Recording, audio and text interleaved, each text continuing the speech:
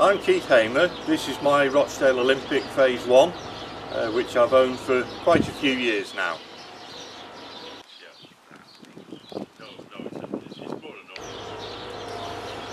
The prototype Olympic was first built in 1959.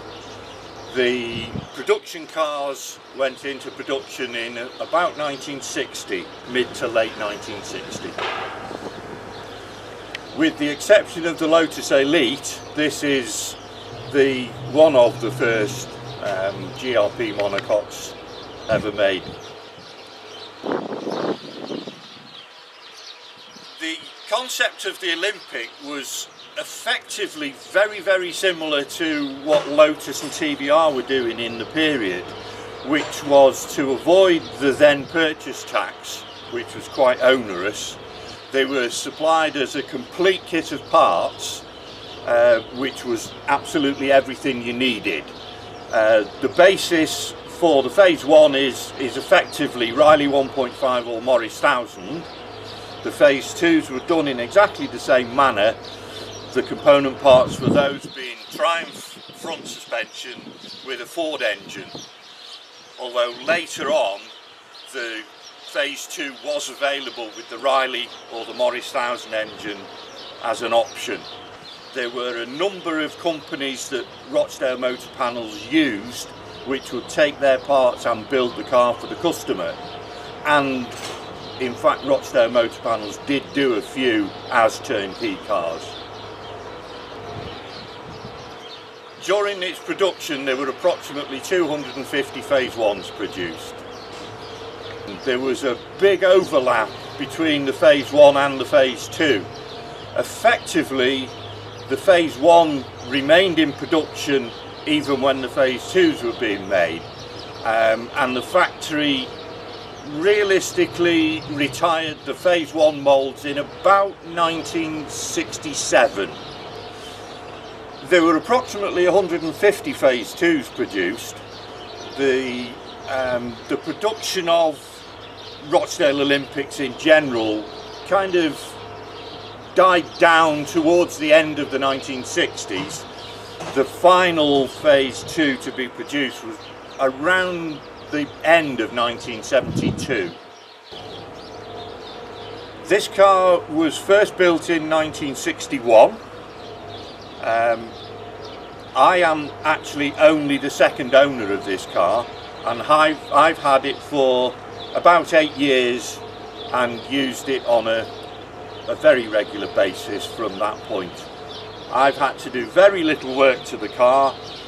Just for my own purposes, I painted it orange.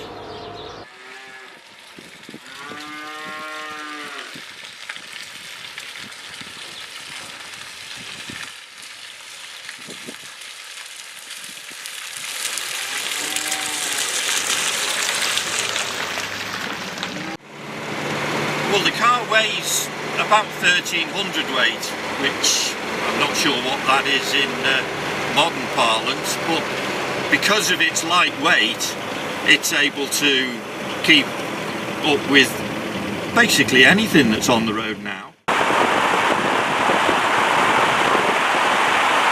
The one thing that you have to be if you own something like this is friendly and able to talk to people.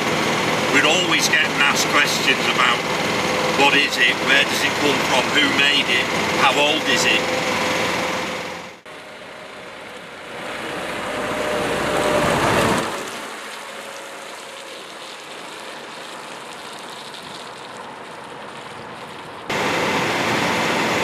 I think that's the biggest thing that most people are surprised at, the fact that it's all but 60 years old.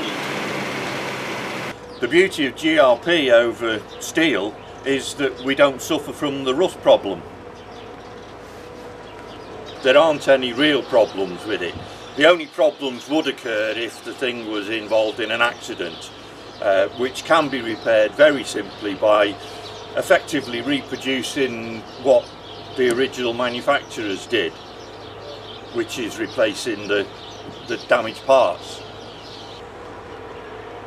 Once you get your head round the fact that the car's almost 60 years old, if you can accept the fact that it's a classic car and handles like a classic car, it's capable of doing both cruising and a bit of lively driving if that's the way you want to go. The only thing I'd like to add is that for me personally, it's a really nice car to drive. It's an involving drive. You have to drive the car rather than allow all the modern electronics to take over and drive the car for you.